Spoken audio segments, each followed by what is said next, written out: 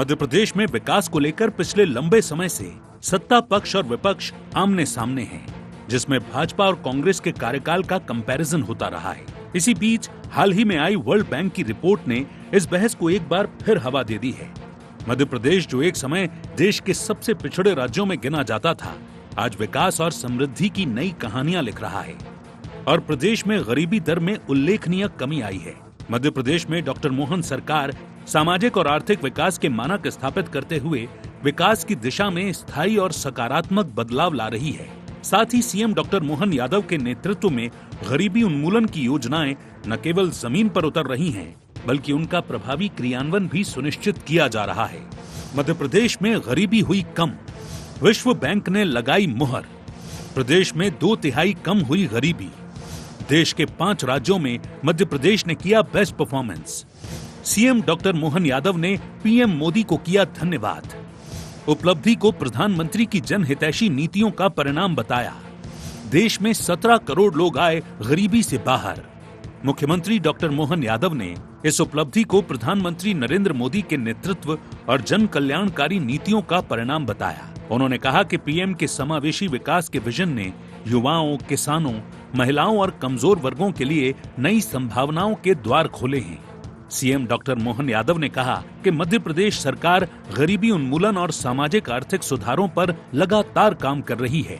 आने वाले गरीबी रेखा से बाहर के जो 5 राज्य हैं, जिन 5 राज्यों में से मध्य प्रदेश एक राज्य जिसकी सबसे अच्छी ग्रोथ रेट, और हमारी सरकार गरीब, महिला, युवा, किसान सब वर्ग की बेहतरी के लिए काम करती रहेगी। अमृत काल में भारत दुनिया का सर्वश्रेष्ठ देश बने, इस दिशा में हम लगातार काम करते रहेंगे। वहीं मध्य प्रदेश विधानसभा में उपनेता प्रतिपक्ष और कांग्रेस विधायक हेमंत कटारे ने इस रिपोर्ट को अदम गोंडवी की कविता "तुम्हारी फाइलों में गांव का मौसम गुलाबी है मगर ये आंकड़े झूठे हैं, ये दावा किताबी है" से जोड़कर देखा और कहा कि इन आंकड़ों का सत्यता और वास्तविकता से कोई लेना देना नहीं है। देखिए, कागजी आंकड़ों पर मैं कभी विश्वास नहीं करता। वास्तविकता देखनी चाहिए हमको जमीन पर जाकर के। अगर गरीबी नहीं है तो क्यों ये भिखारी सड़क पर भीख मांग रहे हैं? क्यों ये भूखे पेट? आपने देखा है मंदिरों के बाहर आप रात में जाके देखना, हजारों लोग सोते हैं। क्यों आयुष्मान कार्ड और फ्री इलाज बट रहा है? जब आदमी संपन्न है तो वो जाएगा अपना इलाज करवाएगा। तो ये जितनी बातें हो रही है, ये झूठे कागजी आंकड़े हैं। सत्यता और वास्तविकता से मुझे लगता है भाजपा का कोई नाता नहीं। हालांकि राजनीतिक बहस से इतर इस बात से भी इनकार नहीं किया जा सकता कि पिछले 2 दशक में मध्य प्रदेश की दशा और दिशा दोनों बदली है। वहीं वर्ल्ड बैंक के ये आंकड़े भारत और मध्य प्रदेश के आर्थिक और सामाजिक विकास के लिए शुभ संकेत हैं। मध्य प्रदेश में बदलाव की बयार चल रही है, जिसमें विकास की दौड़ में पीछे रहने वाला मध्य प्रदेश विकास के नए प्रतिमान गढ़ रहा है, समृद्धि की ओर बढ़ रहा है। Bureau report, IND 24।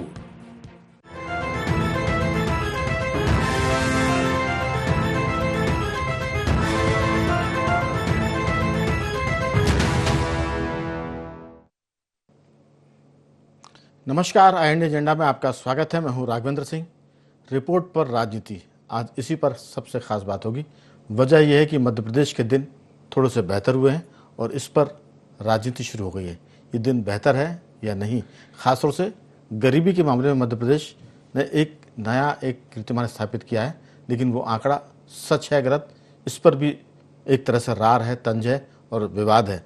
चर्चा शुरू करें उसके पहले आपको बता दें कि इस मुद्दे पर जो खास बिंदु है हम उस पर बात करते हैं। Agenda points. वर्ल्ड बैंक की रिपोर्ट पर कांग्रेस क्यों उठा रही सवाल? 2028 तक गरीबी मुक्त मध्य प्रदेश के दावे में कितना दम? क्या ये मध्य प्रदेश सरकार के गरीबी उन्मूलन अभियान का असर है? वर्ल्ड बैंक की रिपोर्ट पर कांग्रेस को क्यों नहीं विश्वास? तो सवाल बहुत सारे हो सकते हैं। विश्वास और अविश्वास ये भी हो सकता है, लेकिन इस सब से एक चीज़ तय होती है कि जो विश्वास कर रहे हैं उनकी मानसिकता क्या है, जो विश्वास कर रहे हैं उनकी मानसिकता क्या है। सवाल है कि जो सरकार में है वो विश्वास कर रहा है, जो सरकार में नहीं है वो विश्वास कर रहा है। चर्चा इस पर करेंगे विस्तार से। स्टूडियो में मौजूद हमारे साथ हमारे 2 विशेष मेहमान, मध्य प्रदेश के वरिष्ठ पत्रकार श्री योगीराज योगेश जी, कांग्रेस के प्रवक्ता श्री अमित तावरे जी और भाजपा की मीडिया पैनलिस्ट हमारे साथ स्काइप पर मौजूद है गुंजन चौकसी जी। आप सभी का बहुत बहुत स्वागत है। चर्चा की शुरुआत दरअसल मैं थर्ड एम्पायर से करना चाह रहा हूँ। बीजेपी कांग्रेस तो उनकी पार्टी ने ऐलान कर दिया है कि ये विश्वसनीय है और ये अविश्वसनीय। तो पहले आपकी राय और फिर दोनों पक्षों के तर्क सुन लेते हैं। मैं तर्क वितर्क की बात करता हूँ, कुतर्क की बात नहीं कर रहा, क्योंकि तर्क हो सकते हैं, इसमें वितर्क हो सकते हैं, कुतर्क को गुंजाइश नहीं है। वैसे ही कहते हैं ना कि विचार तो हो सकते हैं, विमर्श भी हो सकता है, लेकिन विवाद की गुंजाइश नहीं होनी चाहिए। योगीराज जी, आपकी राय, रिपोर्ट पर राजनीति क्या कहती है? नहीं, देखिए एक बात तो यह कि ये रिपोर्ट ना तो केंद्र सरकार की ना राज्य सरकार की है, ये विश्व बैंक की रिपोर्ट है। और मुझे ऐसा लगता है कि विश्वास इसलिए करना चाहिए कि हम देश में देख रहे हैं कि कई क्षेत्रों में बहुत अच्छे काम हो रहे हैं, और ये जो रिपोर्ट बताती है, ये जो बहुत सारे पैमाने गरीबी रेखा से लोगों को बाहर लाने के लिए जो मापदंड जो तय किए जाते हैं, उन पैमानों पर सरकार के काम खरे उतरे। होता है क्या है कि हम गरीबी को ये मान के चलते हैं, जैसे अभी हेमंत कटारे जी बोल रहे थे कि यदि गरीबी कम हुई तो सड़कों पर भिखारी क्यों हैं, लोग बाहर मंदिरों के बाहर क्यों सो रहे हैं। असल में क्या ये एक अलग सीन है, और गरीबी रेखा के जो मापदंड हैं वो एक अलग सीन है। ये बात बिल्कुल सही है कि आम भाषा में कहा जाए तो मतलब गरीबी रेखा से लोग बाहर आ गए, मतलब कोई गरीब नहीं बचा, लेकिन ऐसा होता नहीं है, क्योंकि कई बार बहुत सारी चीज़ें देखी जाती हैं। अब जैसे ये जो अत्यधिक जिस गरीबी की जहाँ यहाँ जो बात हो रही है कि लोगों को रहने की जो बेसिक नीड्स हैं, जो मूलभूत आवश्यकताएं जो हैं, वो उपलब्ध हो पा रही हैं कि नहीं हो पा रही हैं। अब मूलभूत आवश्यकताएं क्या है? रोटी, कपड़ा, मकान, ये तीन चीज़ आम आदमी के लिए बहुत ज़रूरी है। और इन मापदंडों पर खरा उतरे तो सरकार के बहुत सारे प्रयास ऐसे हो रहे हैं कि कम से कम ये बेसिक नीड्स पर काम हुआ है। और इसलिए आप ये देखिए, मैं कोई सरकार की पक्ष नहीं रखा, लेकिन 80 करोड़ लोगों को आज राशन मिल रहा है। एक समय था 60-70 के दशक में जब अकाल की स्थिति थी, भूखों मरने की नौबत थी, लेकिन आज 80 करोड़ लोगों को राशन तो मिल ही रहा है। मतलब इस देश में आज मुझे नहीं लगता कि बहुत कम कोई आदमी की किसी की भूख से मृत्यु हो रही हो। मतलब रोटी भोजन के मामले में कम से कम सक्षम हुए। कपड़े के मामले में मुझे ऐसा नहीं लगता कि पहले तो ये था कि लोग फटे पुराने हाल में भिखारी भी दिख जाते थे, आजकल तो भिखारी नहीं दिखते फटी कमीज पहने। लेकिन ये एक बात ये सही है कि वो फटी कमीज तो पहनते हैं, लेकिन उसके लिए उनका ड्रेस कोड है। जब वो भीख मांगने आते हैं तो फटी कमीज पहनते हैं, और भीख मांगने का जब उनका टाइम खत्म हो जाता है तो फिर वो कपड़े बदल के अपने रेस्तरां में जाके नाश्ता भी करते हैं। तो ये तो अब मुझे लगता है कि तरक्की की नई नई इबारतें हैं। हर आदमी अपने अपने भीख मांगना भी एक जॉब है।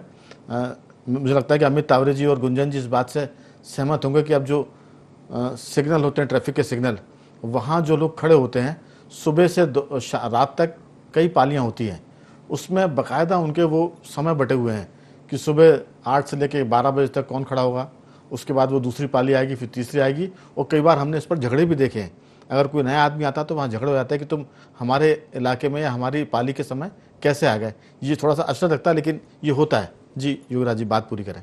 तो मैं ये कह रहा था कि जो बेसिक नीड्स है उन पर सरकार के काम खरे उतरे। एक बात ये ज़रूर है, समावेशी विकास की जो बात होती है वो कैसा है कि जैसे मान लो कई बार ये होता है कि गरीबी से हम रोज़गार को जोड़ के भी देखते हैं कि साहब लोगों को रोज़गार उतना उपलब्ध नहीं हो पा रहा। ये बात बिल्कुल सही है कि रोज़गार के मामले में चाहे राज्य सरकार हो चाहे केंद्र सरकार हो, वो बहुत पीछे। और रोज़गार के कई बार आंकड़े ऐसे आते हैं, जैसे मान लो किसी स्टेट में, किसी ज़िले में या कहीं बहुत बड़ा कहीं प्रोजेक्ट चल रहा है सरकार का। अब निश्चित तौर पर वो प्रोजेक्ट चल रहा है तो वहाँ लोगों को रोज़गार मिलेगा ही मिलेगा, तमाम तरह के रोज़गार वहाँ सृजित होते हैं। लेकिन जैसे वो प्रोजेक्ट पूरा हुआ तो वो रोज़गार भी खत्म हो जाते हैं। तो इस दिशा में काम करने की ज़रूरत है। और मुझे ऐसा लगता है कि इस रिपोर्ट में ये जो मैं बात कर रहा हूँ उसको लेकर कुछ कहा नहीं गया है, लेकिन फिर भी मैं ये मानता हूँ कि यदि 17 करोड़ लोग इससे अत्यधिक गरीबी से ऊपर आए हैं तो इसके लिए सरकार के काम के प्रयासों की सराहना की जानी चाहिए, और बेहतर इससे अच्छी स्थिति बने इसके लिए और प्रयास किए जाएं। लेकिन इतना ज़रूर है कि बहुत सारी योजनाएं यहाँ चल रही हैं। जैसे अब ये एक समय था कि ये बड़ा मुश्किल था कि जो गांव के घरों में धुएं से चूल्हे जलते थे, लेकिन आज स्थिति बेटर हुई है। चाहे वो उसको आप उज्ज्वला योजना से जोड़ के देखें या सरकार के तमाम प्रयास जीवन स्तर में सुधार हो सकता है, लेकिन गरीबी से बाहर हुए कि नहीं, इस पर ऐतराज है कांग्रेस को। मैं आ रहा हूं आपके पास थोड़ी देर अगले दौर की बातचीत में योगीराज जी, लेकिन अमित तावरे जी, प्रतिपक्ष के ऐतराज काबिल गौर हैं। अगर प्रतिपक्ष ऐतराज नहीं करेगा तो सरकार में सुधार कैसे आएगा और लोकतंत्र की खुशबू कैसे महकेगी। लेकिन सवाल ये कि अगर देश दुनिया में चौथी पांचवी आर्थिक शक्ति बन रहा है तो ज़रूर कुछ देश के भीतर सुधार हो रहा है।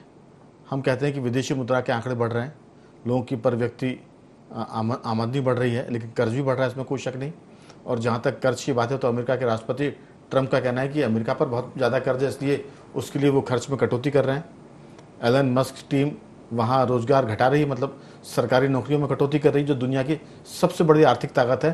तो ऐतराज़ तो ठीक है और उस ऐतराज़ पर सरकार को काम करने की भी ज़रूरत है। ऐसा नहीं है कि विपक्ष ने कहा तो खारिज, उसकी जो सही ऐतराज़ है उस पर काम करें, और अगर कोई ऐतराज़ में दम नहीं है तो उसको इग्नोर कर दें। आपकी राय, आपके ऐतराज़ को आप जो आपकी पार्टी कह रही है उसको किस ढंग से पेश करना चाहेंगे?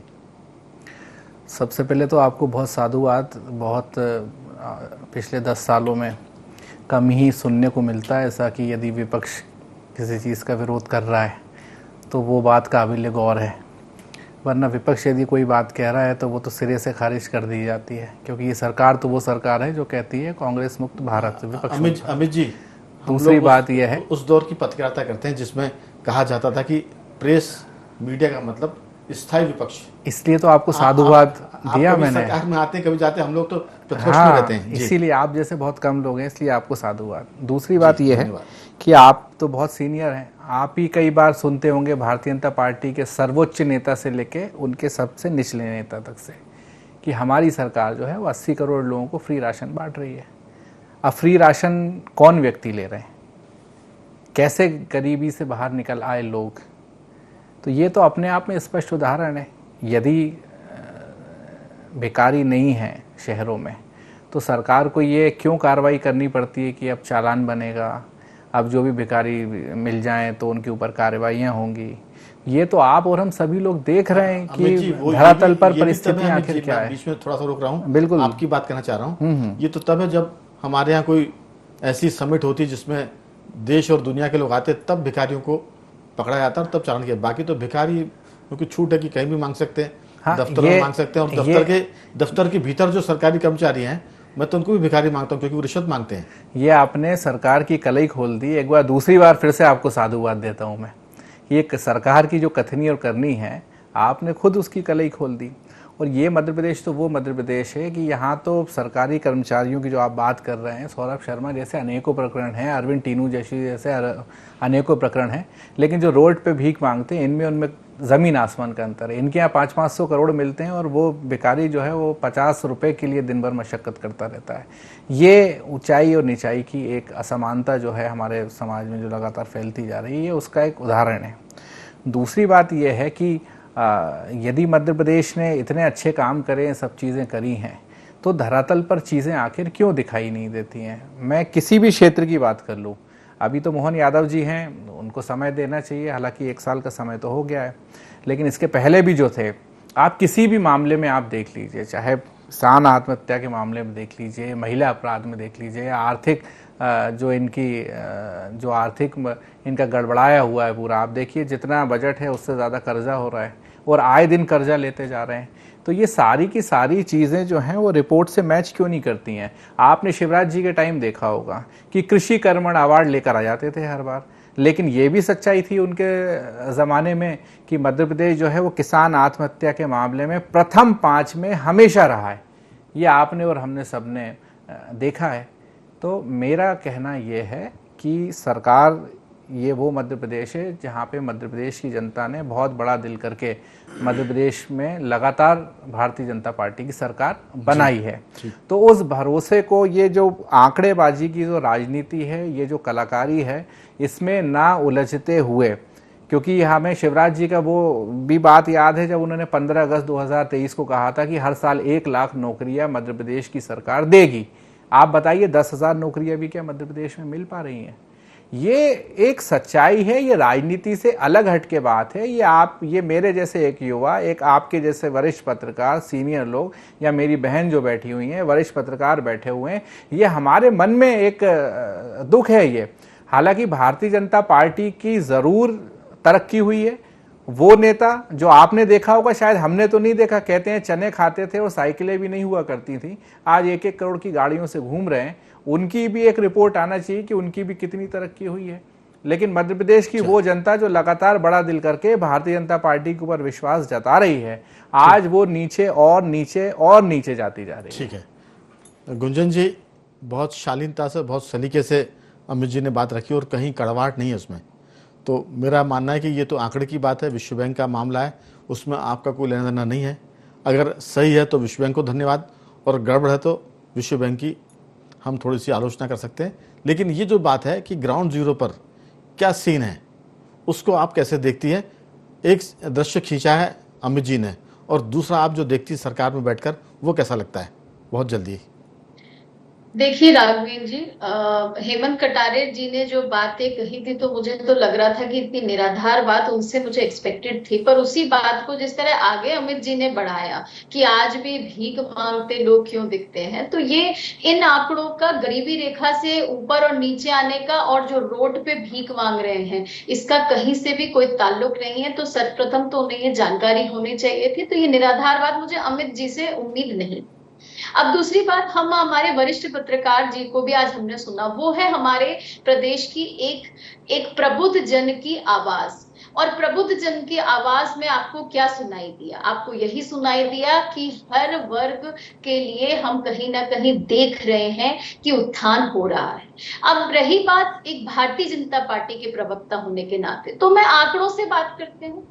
आज इन्होंने मुझे बहुत सारे गरीबी के आंकड़े तो बताते गए अमित जी, लेकिन अमित जी शायद आप उन आंकड़ों पे क्यों नहीं जा पाए कि 50-60 वर्ष कांग्रेस की सरकार को मिला था ना काम करने के लिए। मध्य प्रदेश की बात कर लें या केंद्र में भी कितने वर्षों तक आपकी सरकार रही है, लेकिन वहां क्या था पोजीशन, हमारी इकोनॉमी क्या थी?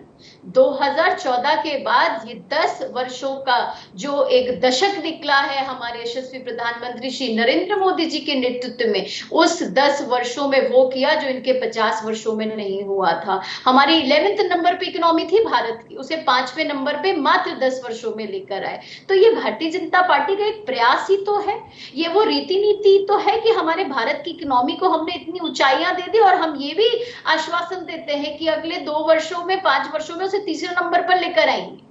अब मैं अगर गरीबी की हम बात कर लें, अगर वही 2011-12 का मैं आंकड़ा आपको कह लूं, प्रधानमंत्री जी के आने के पहले का, उस समय 16% थी गरीबी भारत की, और वही अगर 2022 और 23 की मैं बात कर लूं, मात्र इतने से वर्षों में यशस्वी प्रधानमंत्री जी के नेतृत्व में वो मात्र 2.5% रह गई है। तो ये आंकड़े गलत नहीं है, ये आंकड़े जमीनी तौर पर दिखते हैं। आज आपने देखा अनगिनत इतनी योजनाएं चल रही हैं, चाहे गरीब कल्याण की योजना की बात कर लूं, आयुष्मान कार्ड योजना की बात कर लूं, ऐसे अनगिनत योजनाएं हैं जहां महिलाओं के सशक्तिकरण हो रहा है, उनको समृद्ध बनाया जा रहा है, गरीबों के कल्याण हो रहे हैं, जहां युवाओं का उत्थान हो रहा है, जहां किसानों का कल्याण हो रहा है। इन अनगिनत योजनाओं का ही आज रिजल्ट देखने को मिल रहा है।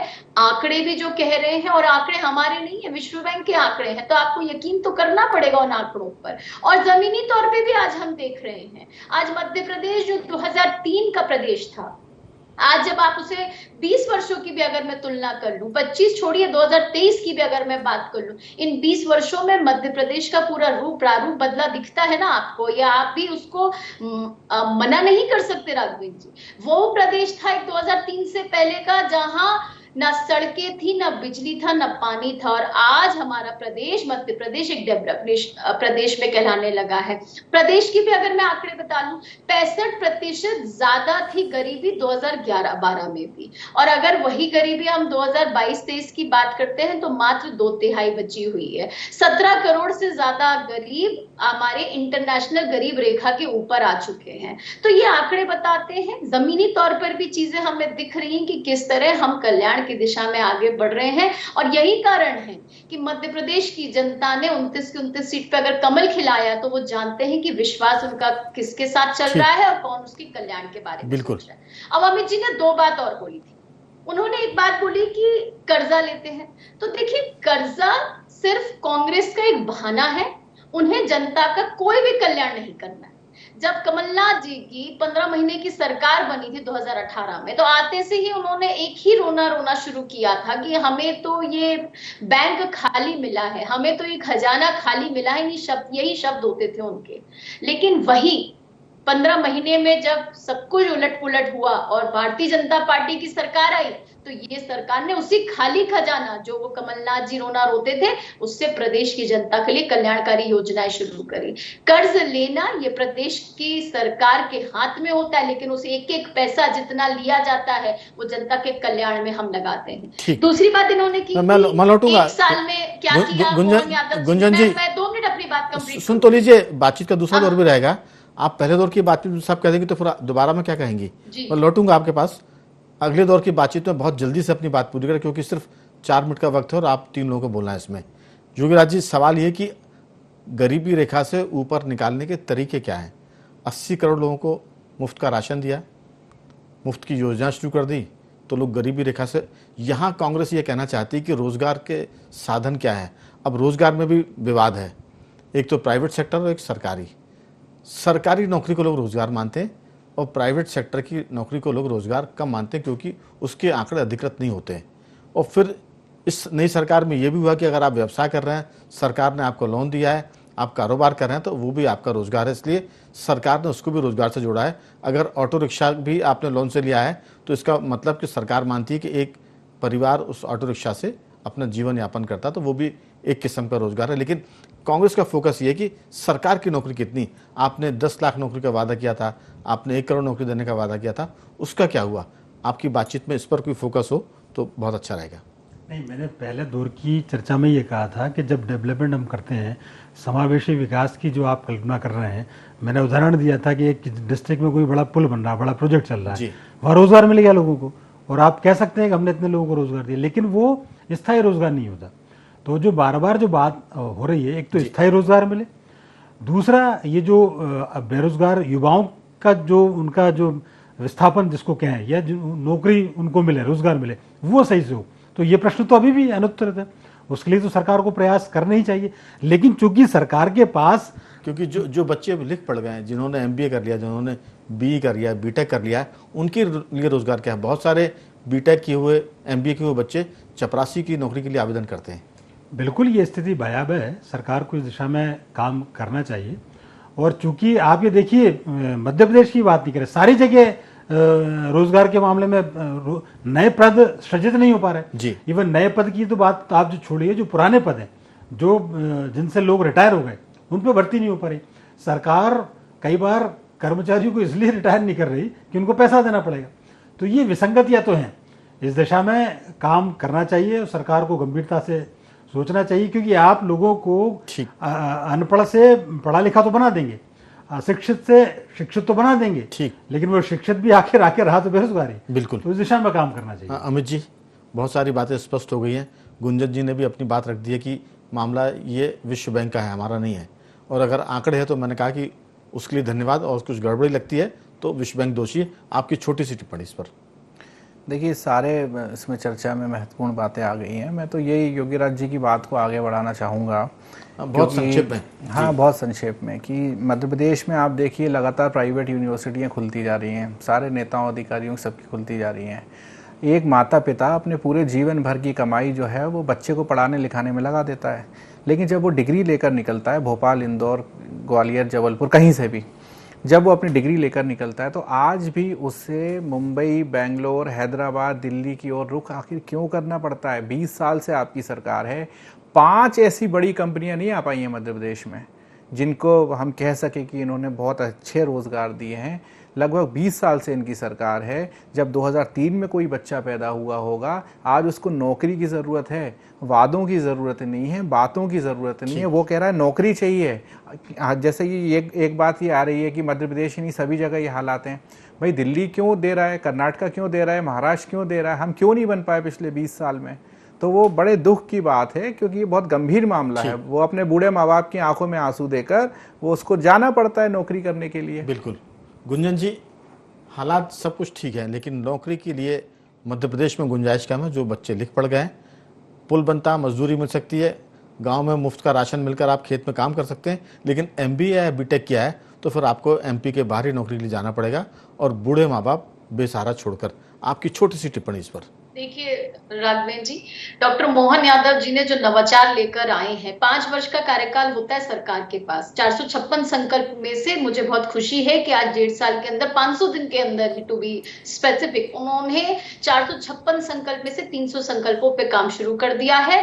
50 से ज्यादा संकल्प पूरे हो चुके हैं। और अब रही बात एम्प्लॉयमेंट की, तो देखिए जो नवाचार लेके आए हैं रीजनल इंडस्ट्री कॉन्क्लेव का, जो आपने देखा होगा हर एक छोटे से छोटे क्षेत्र में हम निवेश की बात कर रहे हैं, और देश और पूरी दुनिया से यहाँ पे निवेश लेने की जो कोशिश हो रही है वो इसलिए हो रही है कि हमारे अपने प्रदेश के बच्चों को बाहर ना जाना पड़े, हमारे अपने प्रदेश के बच्चों की बढ़ोतरी हो, कल्याण हो। इसके लिए सरकार प्रतिबद्ध है, संकल्पित है। युवाओं का सशक्तिकरण ही हमारा एक सर्वप्रथम उद्देश्य। आप जो कह रही हैं जी, इतनी बढ़िया आपने डिबेट का संचालन किया और बहुत दोनों प्रवक्ताओं ने बड़ी शालीनता से बात रखी, इसके लिए आपको ही बहुत बहुत धन्यवाद। मुझे तो धन्यवाद इसलिए नहीं, क्योंकि अगर गुंजन जी और अमृत जी तय कर लेते कि हंगामा करना है तो मैं कहाँ रुक पाता।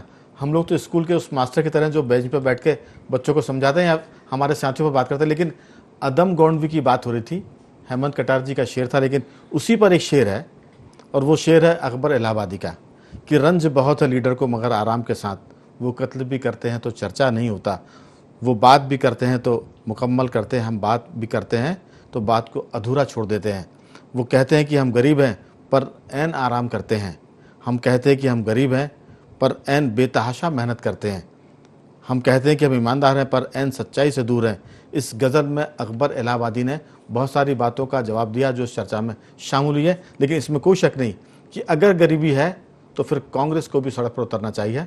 इसलिए अकबर इलाहाबादी की शेर की वो लाइन कि लीडर को रंज बहुत है मगर आराम के साथ। जी 10 सेकंड बस लूंगा सर। आपने कहा कि कांग्रेस को सड़क पे उतरना चाहिए। कांग्रेस से मेरा मतलब हमारे समय जी नहीं, हम तो ये कहते हैं कि कांग्रेस के साथ साथ सभी को उतरना चाहिए। हमारे तो 50,000 से ज्यादा कांग्रेस के कार्यकर्ता हैं जिनके ऊपर प्रकरण दर्ज हैं। वो इसलिए दर्ज हैं इनकी सरकार की आरती उतारने के लिए नहीं, इनका विरोध करने के लिए, नौकरी मांगने के लिए। चलिए 50,000 से ज्यादा प्रकरण। हमारी चर्चा उसी का हिस्सा है। अध्यक्ष के ऊपर भी 1 दर्जन से ज्यादा प्रकरण। हमारी चर्चा उसी का हिस्सा थी और हमारा कहना है कि रंज होना चाहिए मगर किसी को भी आराम के साथ नहीं। मैं तीनों मेहमानों का साधुवाद करूंगा। योगी राज जी आपका धन्यवाद, अमित जी आपका धन्यवाद, गुंजन जी आपका बहुत बहुत धन्यवाद कि आपने इस चर्चा में हिस्सा लिया। तो एजेंडा में आज सिर्फ इतना ही। बने रहिए हमारे साथ और देखते रहिए IND 24।